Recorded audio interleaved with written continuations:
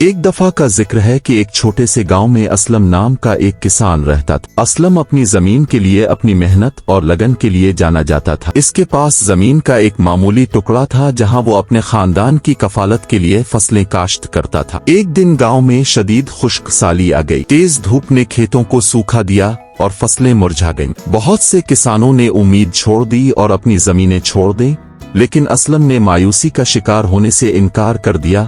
اپنی زمین کو چھوڑنے کے بجائے اسلم نے ایک حل تلاش کرنے کا فیصلہ کیا۔ اس نے بارش کا پانی جمع کرنے کے لیے اپنے کھیت کے ارد گرد گہری کھائیاں کھودیں۔ اس نے ایک ایسا نظام بنانے کے لیے دن رات انتھک محنت کی جو اسے اپنی فصلوں کو برقرار رکھنے میں مدد فراہم کرے۔ مہینے گزر گئے اور گاؤں میں طویل عرصے میں پہلی بارش ہوئی۔ اسلم نے جو خندقیں کھودی تھیں وہ پانی سے بھری ہوئی تھیں، سوکھی زمین کی پرورش کرتی تھیں، جبکہ دوسرے کسانوں کو چھوڑنے کے اپنے فیصلے پر افسوس ہوا۔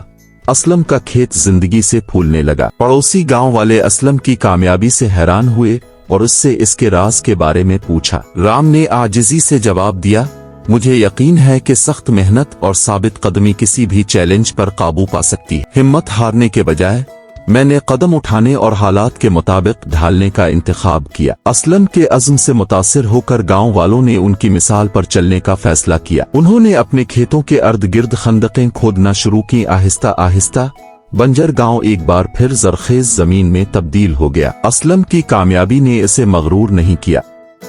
وہ اپنے پڑوسیوں کی مدد کرتا رہا اور اپنا علم اور تجربہ شیئر کرتا رہا۔ اس کا خیال تھا کہ دوسروں کو اٹھا کر وہ ایک مضبوط کمیونٹی بنا سکتا ہے۔ سال گزرتے گئے اور گاؤں رام کی رہنمائی میں ترقی کرتا گیا۔ ان کی لگن اور بے لوث نے انہیں کمیونٹی میں ایک قابل احترام شخصیت بنا دیا۔ کبھی بنجر زمین اپنی بھرپور فصلوں اور خوشحالی کے لیے مشہور تھی۔